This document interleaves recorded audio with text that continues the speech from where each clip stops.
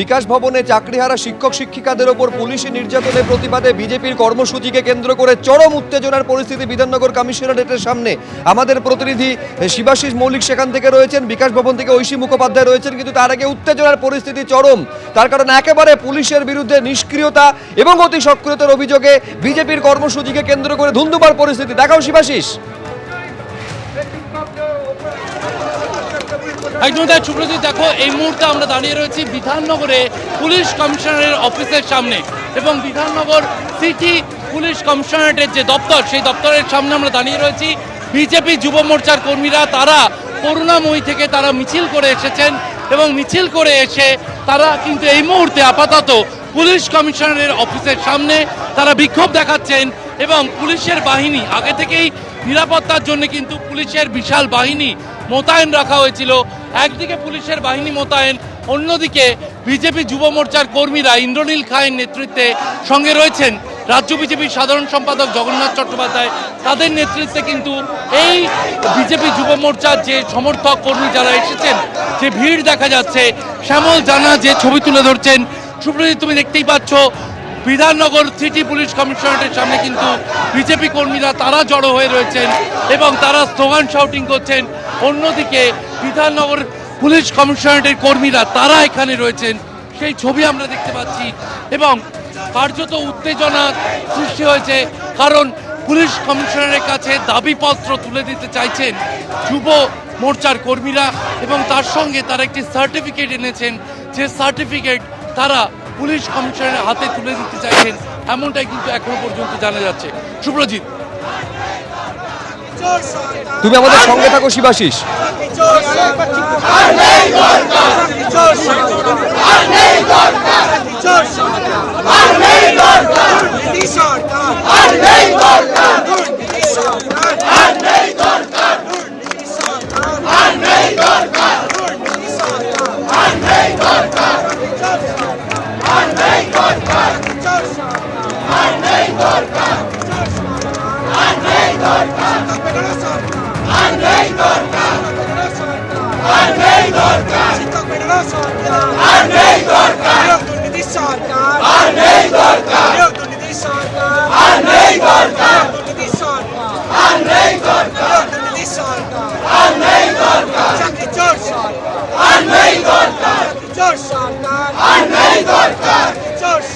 একেবারে দেখতে পাচ্ছেন বিজেপির যুব মোর্চার রাজ্য সভাপতি ইন্দ্রনীল খাঁ, তার নেতৃত্বে এই মুহূর্তে বিধাননগর কমিশনারেটের সামনে বসে পড়েছেন বিজেপি যুব মোর্চার কর্মী এবং সমর্থকেরা।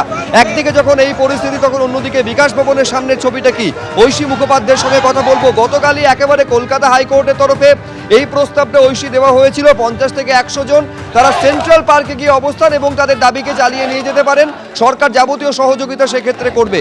এখন আদালতের এই প্রস্তাব, কি ভাবছেন তারা? দেখো শুভ্রজিৎ, আজকে সকালেই তারা স্পষ্ট করে দিয়েছেন যে লিখিত নির্দেশনামা যতক্ষণ না পর্যন্ত হাইকোর্টের পক্ষ থেকে আসছে ততক্ষণ পর্যন্ত তারা এই স্থান ত্যাগ করবেন না, অর্থাৎ বিকাশ ভবনের সামনেই তারা আন্দোলন চালিয়ে যাবেন। এই চাকরিহারা শিক্ষকদের পাশে দাঁড়িয়ে এই মুহূর্তে একজন শিক্ষিকা এসেছেন মেমারি থেকে। তিনি শারীরিকভাবে একটি চ্যালেঞ্জের সম্মুখীন, এখন ব্রেন স্ট্রোকে পক্ষাঘাতগ্রস্ত হয়েছেন এবং তারপরেও আজকে মনোবল বাড়াতে এসে পৌঁছেছেন এই বিকাশ ভবনের সামনে। তার সঙ্গেই কথা বলবো। আজকে এই যে আপনার সতীর্থরা যারা এতদিন ধরে আন্দোলন চালিয়ে যাচ্ছেন, 16 দিনের অবস্থান, আপনাকে আসতে হলো, কিভাবে দেখছেন? আমি বাড়িতে থাকতে পারছিলাম না, মানে ওদের যে উপর যে এরকম হয়েছে, আবার মারধর হয়েছে, লাঠি করে তারপরে কারো মাথা ফাটিয়ে দেওয়া হয়েছে, পা ভেঙে দেওয়া হয়েছে, এইগুলো দেখে আর থাকতে পারা যাচ্ছে না বাড়িতে। ওই জন্যই আমি আজকে বললাম যে আমাকে নিয়ে চলো, আমি যাই।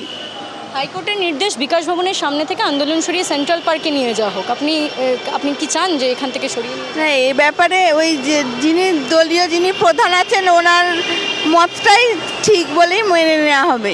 এবার ওনারা যে মতটা নেবেন সেটাই ঠিক হবে। দীর্ঘ আইনি লড়াই, সুপ্রিম কোর্ট, হাইকোর্ট, শিক্ষামন্ত্রী, মুখ্যমন্ত্রী, কার কাছে কি আবেদন করব? সবার কাছে আবেদন করব যে আমরা যে যোগ্যতার পরীক্ষা দিয়েই পাস করেই চাকরিটা পেয়েছি, তো আমাদের যেন আর পরীক্ষা দিতে না হয়। আমরা আর পরীক্ষা দিলে আমি তো পারবোই না, কারণ আমার মাথায় মানে আমার ব্রেনে থাকছেই না অত কিছু। আমি পরীক্ষা দিয়ে পাস করার মতন অবস্থা আমার নেই, এবার অনেকে আমার মতন যারা আছে তাদেরও নেই।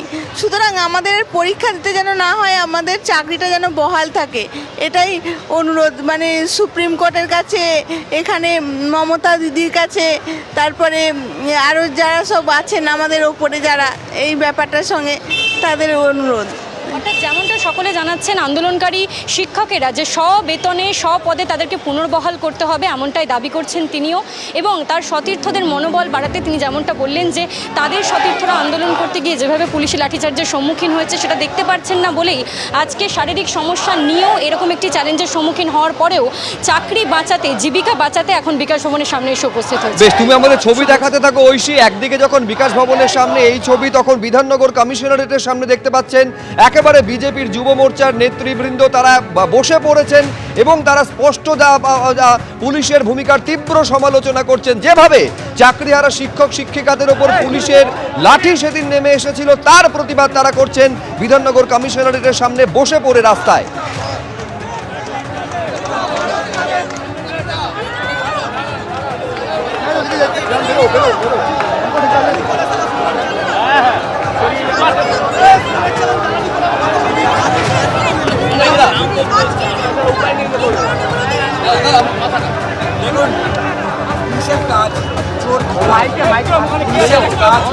দেখতে পাচ্ছেন একেবারে চারিদিকে পুলিশে পুলিশে ঘিরে ফেলা হয়েছে বিধাননগর কমিশনারেট। তার সামনে ইন্দ্রনীল খাঁ কি বলছেন দেখুন। নয়, পুলিশ করদাতাদের টাকায় যে তাদের বেতন পান এবং পুলিশের কাজ একজন রেসপন্সিবল পুলিশ ফোর্স হিসাবে যারা চাকরি চুরি করুক, যারা কয়লা চুরি করুক, যারা বিভিন্নভাবে কাটমানি খেয়ে থাকুক, তাদেরকে ধরা, চোর ধরা, জেল ভরাটা পুলিশের কাজ।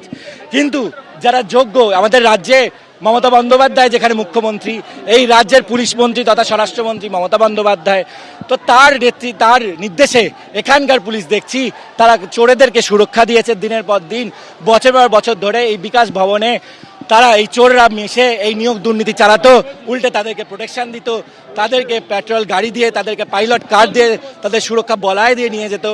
আর যারা যোগ্য শিক্ষক শিক্ষিকারা, শিক্ষাকর্মীরা যাদের থেকে চাকরি চুরি হয়ে গেছে, উল্টে তাদের ওপর আমরা দেখেছি এই মমতা বন্দ্যোপাধ্যায় পুলিশ তাদের উপর লাঠিচার্জ করছে, কখনো গিয়ে তাদেরকে পেছন থেকে আঘাত করছে, তো কখনো তাদেরকে থানায় ডেকে বেড়াচ্ছে। এই হার্ড ইনস্ট্রাকশনে রাজ্যের পুলিশ প্রশাসন এই কাজ করছে, সেই কমিশনার অফ পুলিশের কাছে সেই জবাব আমরা চাইতে এগোচ্ছি।